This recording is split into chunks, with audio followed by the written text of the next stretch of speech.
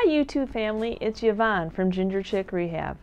On my channel I like to share what my vision is for thrifted items, and I share the process of how I get them ready to resell. In today's video, Chris and I are bringing you a thrifted furniture flip. We do furniture flips. What we do with them is take unwanted, unloved, outdated furniture and give it new life. So here's the two benches that we will be flipping today. So I have this green bench. It is that MDF board, but I absolutely love the heaviness of it. I love those little side rail handles, and then I absolutely loved that it actually had a couple of drawers, though as you see one of the drawers was missing the knob, but I didn't really see why there was a need for 3 knobs anyway.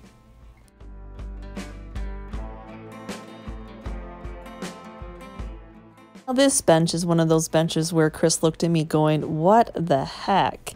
He thought it was too rough, it was too many different colors, but when I sat on it, it was actually put together very well. It was very sturdy, though it's not my color choice or the material choice, but I think people like these little decorative benches either to use in their house or on their front porch or just outside.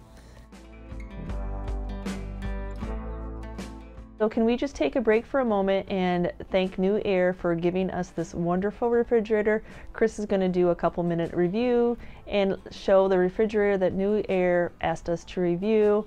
And I know this is not everybody's cup of tea, but when somebody gives you something to review, and no, they don't say give it a 5-star, they want an honest review. But I have to say we absolutely love the New Air products. So currently in our garage we have this large fridge. It's probably about 25 years old. We've had it since we've lived here. And the fridge, pretty much all it does is stores drinks. There's a little bit of bread in there and stuff from overflow from the grocery store, but for the most part it's all drinks. So we're gonna try to condense that into the New Air fridge. So this is the fridge that New Air sent us. It's a 225 can fridge. It's got to be more energy efficient than the current one that we have. It's got a locking mechanism on the bottom so you can lock up your stuff. There's an LED light in there. It actually changes colors. We'll show that in a little bit when we get this plugged in. All right, so putting it together was fairly simple. The handle was off it. It comes that way. And all you do is you peel back the gasket just a little bit and it reveals the screws to screw it on. Some of the controls on this, it tells you what the current temp is, and then you can actually adjust it up or down. There's a lighting system, so you can see it's like a blue right there, and it can actually be red, or it can be white.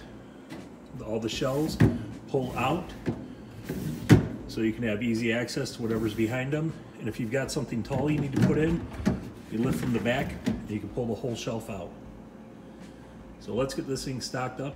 All right, so I have stocked up everything that I could in the fridge, and I actually built this little cabinet underneath it to store the totes and things that we use to haul around drinks in the summertime. So as you can see, it holds quite a bit. I probably don't have the shelves exactly where I want them to be down the road, but every shelf slides out. Take some out, put in full-size teas or milk. So yet again, thank you New Air for another nice product. So I thank you if you stayed and watched a little bit of the New Air review. It is a wonderful refrigerator, and it will be down in my description box if you're interested in their products. Let's get back to flipping these benches. So even though I know these little knobs are decorative on these drawers, I'm going to be removing them because my vision is not to have 3 knobs on one drawer. So I'm going to be using some Durham water putty. If you have not tried this product, I highly suggest it. It is a wonderful product. It is a wood filler, spackle, whichever you want to call it, a little bit of the powder, a little bit of water, and just mix it to the consistency that's easiest for you to use. So then I'm just using a tongue depressor, and I'm just pushing it into those holes, and I'm going to be filling in both sides. I want that hole to be completely filled. I am going to be spraying or painting the inside of these drawers anyway, so you don't see that hole. I'm not really sure at the moment what type of pulls I will, or handles I'll put back in on this, so I'm going to fill in that middle one. Another thing I like to do on these MDF, these kind of pieces, you see where they had put it together with the screws, I like to fill that in with a little bit of this filler also. I just think it gives it a cleaner look and makes it look a little bit more upscale, I guess if you want to call it. I just like to fill in those screw holes. Now for this very rustic bench, as you see, somebody had put some felt pads on the bottom, so of course I'm going to be removing those first. Okay, YouTube family, I am going to attempt to use something that actually cuts wood. This will be my first time ever, but I thought this was a great piece to test it out. As you saw, there was some wonkiness on the levels of these boards. So Chris is walking me through how to level off, which I think I knew how to do that, but I'm not sure that I am positive on how to cut, but I definitely wanted these sides even. You definitely want to get your piece clamped down. You don't want it to jump or move on you when you're using a cutting tool. So in case you wondered, I did ask to learn how to use one of these tools, but I definitely wanted his assistance. I didn't want him to be too far. Nope, I've never used one of these tools before, so I'm a little bit leery. As a hairdresser of 30 years, I really like my fingers, and I know that I get distracted easily, so that is one of the reasons I have never tried this, and I've always had Chris around to cut stuff for me. But you know, sometimes, especially after that COVID and him being down for a week, it would be nice to be able to use similar tools like this if I needed to. So after some much needed instructions on how to hold a tool, where to put my fingers, how to guide the pencil cut against where the little notches on the circular saw, I managed to cut my first piece of lumber using a circular saw. Now I will tell you, I did eyeball his chop saw when he was down thinking about cutting some pallet wood, but luckily God said, oh, no, and we didn't have enough pallet woods for some windows that I wanted to do, so I knew that I needed to wait for his assistance to learn this type of tool. I am not that brave. So I'm very happy on how this cut, my first cut ever, yay for me. I know probably all of you do this all the time, but I have never been that brave, and I'm glad that he is a patient man and would teach me how to use a tool and the safety of it. Here's a tool that I am not scared of, even though I have actually cut myself on this, not waiting for it to stop before setting it down. Yep, tools, you have to respect them. So I'm just using the orbital sander now that Durham water putty is completely hard. The nice thing about it, it is hard, but it is sandable, and like I said, I can't say enough about this product. And then I will go over this entire green of this bench. I just want to take any of that shininess off because I want to be able to make sure that my paint is going to adhere to this bench. So today I am testing out Super Clean. This is a product that was given to us, and Chris had already tested it out, but I wanted to give it a try for myself. So there's a ratio of mixture that you can put it into water. So that's what I'm doing here, and I have to say that I felt as if it cleaned the products just as well as our crud cutter, our go-to, and it did not leave any tacky residue behind. So I have to say it was a very good cleaning product, and I'll link it down below if you're interested in giving it a try. So I wanted to share with you that we have a mass of stuff that we're trying to get done, trying to get ahead while the Michigan weather is nice, and so we decided to use our sprayer, and just like the circular saw, Chris thought I needed to learn how to use our sprayer as well. So he's running me through the whole process of purging out the sprayer, getting the paint to go through the sprayer, where the pieces and parts. This is why I said in some of the other videos when people ask me, why aren't you using your sprayer? This is a beast of a sprayer, and so if we're going to use it, we're going to mass produce a lot of items at the same time when we are using it.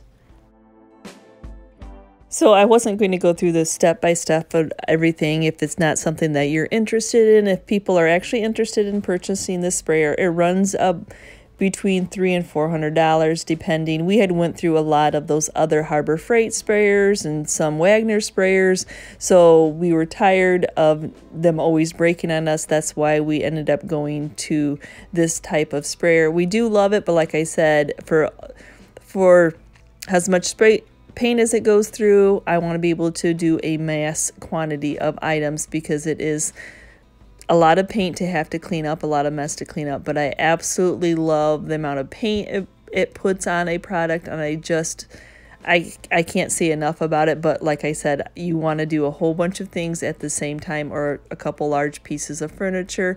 Now we're learning how the pressure and there's different little spray nozzles that we have been trying to see when we get to smaller pieces, because we do a lot of smaller pieces and sell a lot of smaller pieces. But I absolutely love that when we built our workshop that we added this spray room with ventilation. And yes, as you see, I can have my mask on. You definitely want to protect your lungs.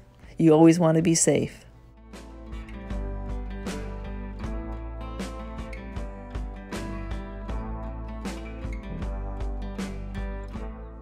And the other blessing is when I thrifted this, probably a TV turntable, but as you see, it just makes it so easy to go around the whole item. And then I try to get the most coverage, whichever way the item can flip, and I get the most coverage the first coat. Now, did I tell you that I was an impatient person? In the summer when you're spraying outside, you have the assistance of the nice warm wind and the sun to help you dry your items. And especially the amount of paint a sprayer puts on these items, I am using the assistance of a fan to help make some wind to help dry these. And now after a few hours of a fan assistant drying, I can flip these items over, and as you see, why I always flip stuff upside down or wherever the direction I can get the most coverage the first time. That way I just have a little bit of touch up when I flip it over. Now remember, if you like this kind of content and you like our Trash to Treasure videos, you like to see our thrift store flips, please subscribe to our channel. That lets us know that you like this kind of content, and we'll keep making these type of videos. So now you can see why I had it flipped the way that I did, so I could get the inside of those drawers. So this way I only had a little bit left to spray.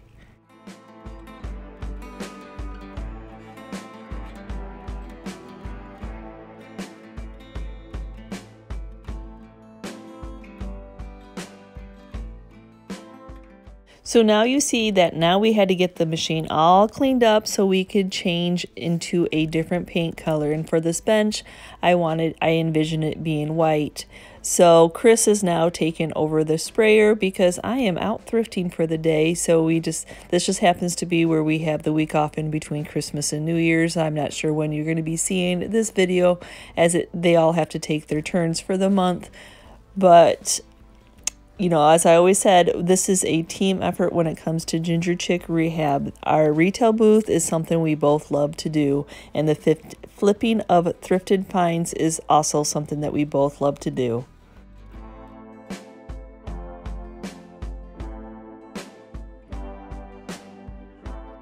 So now you can see why I said that we mass produce a whole bunch of items, because now some of these items are going to be getting some polyacrylic. So for this bench, I wanted it to stay black, but I need to seal that black paint in so it's nice and secure that it's on there. The person that's going to buy this out of our booth knows that it is a permanent, and hopefully it is there for longevity. So same thing, you have to clean after black, have to clean after the white, and then you're going to have to clean after the polyacrylic. But I have to say, when you get to spray a top coat like this, wow, it just makes a nice smooth coat. Even though I do love the polyacrylic in the spray cans, it is definitely cost efficient to be able to buy it in a gallon and then be able to spray it on like this. Now I have to say, if I was hand brushing with a paintbrush on these drawers, I would have taped off. I would not have done the entire drawer. So it was nice being able to spray them and get them one solid black, especially since it was the MDF board. I just think it looks like a better material all painted up. And then being able to yet again spray them with this top coat, it's nice. So I want to give a little bit more detail to this piece. I could leave it just as is, but I like to see that detail. And I know as I sand this, you're probably going to see a little bit of that green that was coming off, but I am not worried about that right now. I'm going to push down. I'm using a 220 sandpaper, and I'm going to push down hard until I get to that natural color that I'm looking for. And then I'm going to fold my sandpaper into a nice tight little package if I can, so I can run it along this little detail here. I'd like to emphasize that a little bit more too. So here's where you can really see the green, but if I keep rubbing back and forth and pushing hard, I can get it down to that natural. So now after I've gotten all the details emphasized, I'm just going over with some fine grit steel wool. Our go-to is usually the 4-0 steel wool, and now what I'm doing is I'm just opening up that polyacrylic because I'm going to be waxing this piece. If I did not open it up, the wax would kind of just be rubbing off. You need something for that wax to grab onto. So now for the base of this bench, I'm going to be doing the same thing. Every one of these corners, every one of these sharp edges, I'm going to be taking that 220 sandpaper, and like I said, I'm going to be pushing down hard. I got to get through that polyacrylic and that spray paint of black, but I want to be able to see all these little details in this piece. I like the distressed look. I like to see the details. Even a sharp corner, a edge is a detail to me. And then after I get all those edges sanded, so you see those details, I'm taking steel wool over the entire piece. I said the entire piece, even inside of those where the drawers go. I just need to open up all that polyacrylic to get my next step when I want to wax, so it has something to hold on to. Not like what I just did with the steel wool as it went flying. Slippery little guy. Now I know when I bought this piece, Chris was worried that it was very rough, but I knew if we got to spray paint it the way that we just spray painted it, that it would fill in all that unevenness of this type of wood. And then I knew if I got to take this orbital sander to it, that I could make it nice and smooth and not have to worry about anybody getting any kind of scrapes or any kind of clothes snagged. It was left very rough, but I knew that when we finished it, I was not going to leave it that rough.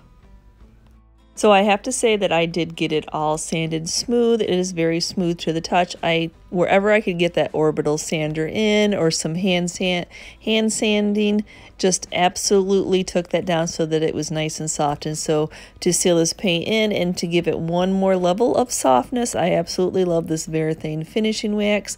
So I'm just taking a brush because that'll be the easiest with all these little, it still has the crevices of where the 3 pieces of wood are put together, but I know that now this is a nice soft, when I thrifted this, I imagined it being a very rustic sand job, just the way that this was put together, but I absolutely love this kind of piece. So now for this black bench, I am going to be using some Waverly antiquing wax. I knew when I started this piece that I wanted it to be black, and I absolutely love what this Waverly wax does to this black paint when it is sanded. I just love how it richens it up. It protects that finish. It just gives it one more level, and I just love the satiny smooth look that it gives. So I decided that I was just going to be using a pole, a knob in the middle of the bench. So I'm just drilling back out where I had filled in. Well, it happens. Better to figure out what I fill the hole in and then figure out what I wanted to after it was painted. Then I did want to add a little pop of some extra color in the inside of these drawers, so I'm just using some of this contact paper that I get at the Dollar Tree. I just like that little pop of unexpectedness with this black and white contact paper in these drawers.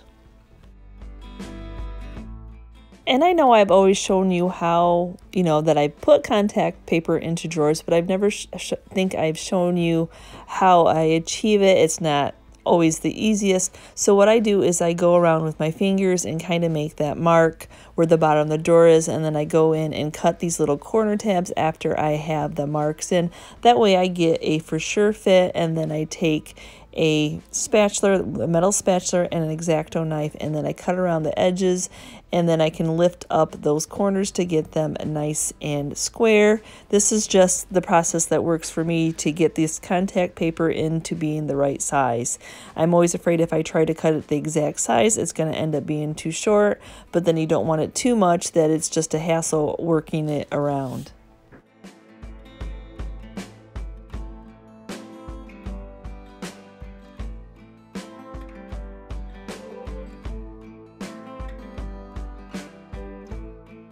So would you have passed this bench up when you saw the crazy colors that were on it and the feel of it?